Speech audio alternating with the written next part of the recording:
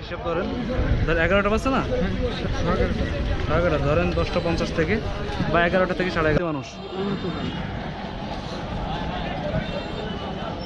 বাবা আমি সামনে দিয়ে যাচ্ছি।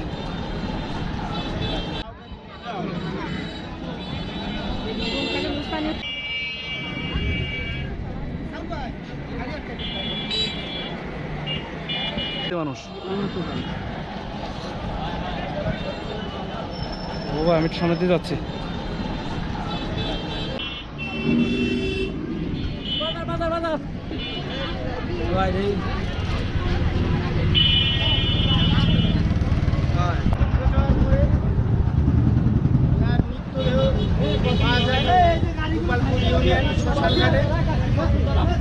তো দীর্ঘদিন হওয়ার পরেও একজন আসামি গ্রেপ্তার হয়েছে।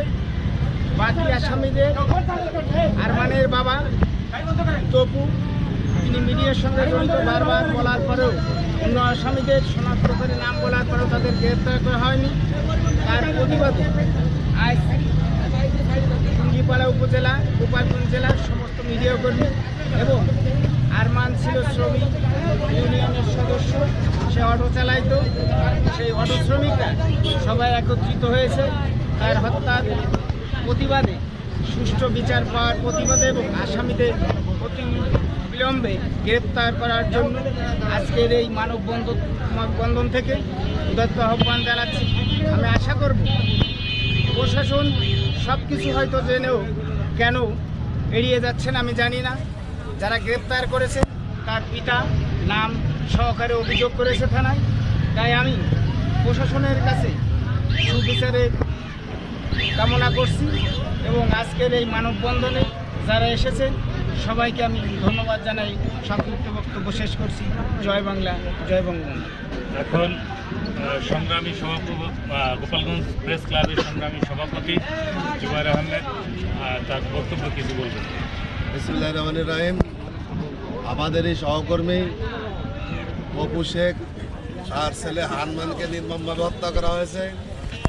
এই হত্যার আসামিদের গ্রেপ্তারের দাবিতে গত 26 তারিখে গোপালগঞ্জ প্রেস ক্লাবের সামনে আমরা সম্মিলিত সাংবাদিক যত আছে সাংবাদিকরা সবাই সম্মিলিতভাবে আমরা মানববন্ধন করি আসামিদের গ্রেপ্তারের দাবিতে। কিন্তু এই পর্যন্ত আজকে 5 তারিখ এই পর্যন্ত একজন আসামি ছাড়া দ্বিতীয় কোনো আসামি পুলিশ গ্রেপ্তার করতে পারে নাই। তাই আগামী কুরবানির ভিতরে, কুরবানির আগে যদি 17 তারিখে সম্ভবত কুরবানি আছে, কুরবানির ভিতরে যদি এই আরমান হত্যার আসামিদের গ্রেপ্তার করা না হয় তাহলে কুরবানির 3 দিন পরে একই জায়গায় এই আসামিদের গ্রেপ্তারের দাবিতে মানববন্ধন অনুষ্ঠিত হবে। আমাদের এই আন্দোলন অব্যাহত থাকবে। খুদা হাফেজ।